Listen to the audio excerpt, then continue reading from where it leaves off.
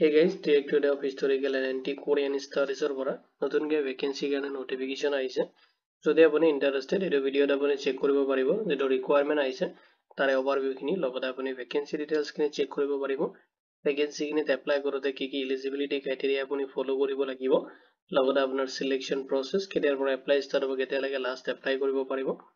লগতে আপোনাৰ যেটো সিলেকশন প্ৰসেস আছে তাৰে কমপ্লিট ডিটেইলছ আপুনি এই ভিডিওত চেক কৰিব পাৰিব এটো ৰিকুৱাৰমেন্টত এপ্লাই কৰোতে আপুনি কোনো ধৰণৰ ৰিটেন এক্সামিনেশন এটেম্প কৰিব নালাগে লগতে আপুনি কোনো ধৰণৰ এপ্লিকেশন ফি পেমেন্ট কৰিব নালাগে তহক দেৰি নকৰি আজিৰ ভিডিওটো আৰম্ভ কৰো Directorate of Historical and Antiquarian Studies Assam requirement আহিছে যত আপুনি এপ্লাই কৰিব পাৰিব 54 পোষ্টৰ কাৰণে তে চালক যেটো ৰিকুৱাৰমেন্ট আহিছে তাৰ ওভাৰভিউ খিনি চালক organisation Directorate of Historical and Antiquarian Studies Assamৰ পৰা আহিছে নোটিফিকেশনটো আৰু আপুনি এপ্লাই কৰিব পাৰিব 54 পোষ্টৰ কাৰণে এপ্লিকেশন যেটো মোড হয় আপুনি ওয়াকিং ইন্টাৰভিউ এটেম্প কৰিব লাগিব এটো আপোনাৰ যেটো জব লোকেশন দিয়া আছে গুৱাহাটী আসামত আপোনাৰ জব লোকেশন হ'ব অফিশিয়াল ওয়েবসাইটৰ লিংক মই আপোনাক এই ভিডিওৰ ডেসক্ৰিপচনত প্ৰভাইড কৰি দিম আপুনি তাৰ পৰা চেক কৰিব পাৰিব এতিয়া চাইলক ভ্যাকেন্সি ডিটেইলছ খিনি এটা চাইলক ভ্যাকেন্সি দি আছে সুপাৰভাইজাৰ পোষ্টৰ কাৰণে আপুনি এপ্লাই কৰিব পাৰিব যত 5 পোষ্টৰ কাৰণে আহিছে নোটিফিকেশনটো স্যালাৰি আপুনি ৰিসিভ কৰিব 30000 পাৰ মান্থ ভ্যাকেন্সি খিনি এপ্লাই কৰোতে আপুনি ফলো কৰিব লাগিব এলিজিবিলিটি ক্ৰাইটেৰিয়া খিনি এডুকেশনাল কোৱালিফিকেশন বিচাৰিছে যদি আপুনি ব্যাচেলাৰ্ছ ডিগ্ৰীটো কমপ্লিট কৰিছে হিষ্টৰী বা আৰ্কিঅলজি বা এন্থ্ৰোপলজি বা সংস্কৃত আছামিজ জিওগ্ৰাফি যেনেকা ৰিলেটেড ডিসিপ্লিনৰ পৰা যদি আপুনি কোনো ধৰণৰ ব্যাচেলাৰ্ছ ডিগ্ৰী কমপ্লিট কৰিছে তেতিয়াহলে আপুনি পোষ্ট খিনি কাৰণে এলিজিবল হ'ব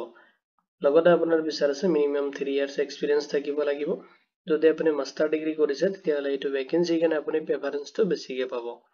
এজ লিমিট বিচাৰিছে 35 ৰ পৰা 60 ইয়াৰ্স লৈকিনে আপুনি এইটো ভ্যাকেন্সিত এপ্লাই কৰিব পাৰিব নেক্সট যেটো পোষ্ট আছে ডকুমেন্টেশন এন্ড কনজাৰভেশন এক্সপাৰ্টৰ কাৰণে আছে যত আপুনি এপ্লাই কৰিব 5 পোষ্টৰ কাৰণে আৰু এটা আপুনি স্যালাৰি ৰিসিভ কৰিব 25000 যেটো আপুনি পাৰ মান্থ ৰিসিভ কৰিব এটা কোৱালিফিকেশন বিচাৰিছে যদি আপুনি মাস্টাৰ ডিগ্ৰী কৰিছে হিষ্টৰী বা সংস্কৃত বা আৰ্কিঅলজি বা লাইব্ৰেৰী সায়েন্সত তেতিয়াহলে আপুনি এইটো পোষ্টৰ কাৰণে এলিজিবল হ'ব লগতে বিচাৰিছে আপোনাৰ 3 ইয়াৰ্স মিনিমাম এক্সপেৰিয়েন্স থাকিব লাগিব লগতে আপোনাৰ এবিলিটি নলেজ থাকিব লাগিব এছএমএছ সংস্কৃত তেতিয়াহলে আপুনি এপ্লাই কৰিব পাৰিব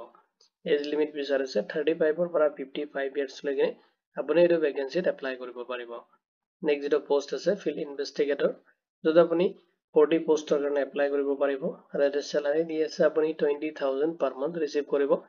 কোৱালিফিকেশন বিচাৰিছে যদি আপুনি ব্যাচেলাৰ্ছ ডিগ্ৰীটো কমপ্লিট কৰিছে হিষ্টৰী বা সংস্কৃত বা আছামিজত তেতিয়াহলে আপুনি এলিজিবল হ'ব লগতে আপোনাৰ ফিল্ডৰ এক্সপেৰিয়েন্স থাকিলে আপুনি এইটো ভ্যাকেন্সিত প্ৰেফাৰেন্সটো বেছিকে পাব লগতে আপোনাৰ যেটো ৰুৰাল ৰিমোটেবল ওয়াৰ্কিং আপুনি উইলিং থাকিব লাগিব এঠাইৰ পৰা আনঠাইলৈ আপুনি যেটোকে ট্ৰেভেল কৰিব লাগিব এইটো ভ্যাকেন্সিত এজ লিমিট দি আছে ম্যাক্সিমাম আপুনি আপ টু 35 ইয়াৰ্স লৈকিনে এপ্লাই কৰিব পাৰিব নেক্সট যেটো পোষ্ট আছে ফটোগ্ৰাফাৰৰ কাৰণে যত আপুনি 2 পোষ্টৰ কাৰণে এপ্লাই কৰিব পাৰিব এটা আপোনাৰ স্যালাৰি দি আছে 20000 আপুনি পাৰ মান্থ ৰিসিভ কৰিব ভ্যাকেন্সি খিনিত এপ্লাই কৰোতে আপুনি কোৱালিফিকেশনটো চেক কৰিব লাগিব যদি আপুনি এডুকেশনাল কোৱালিফিকেশন বিচাৰিছে যদি আপুনি ব্যাচেলাৰ্ছ ডিগ্ৰী অৰ ডিপ্লোমা কৰিছে ফটোগ্ৰাফি বা ভিডিওগ্ৰাফিত তেতিয়াহলে আপুনি এইটো ভ্যাকেন্সি কাৰণে এলিজিবল হ'ব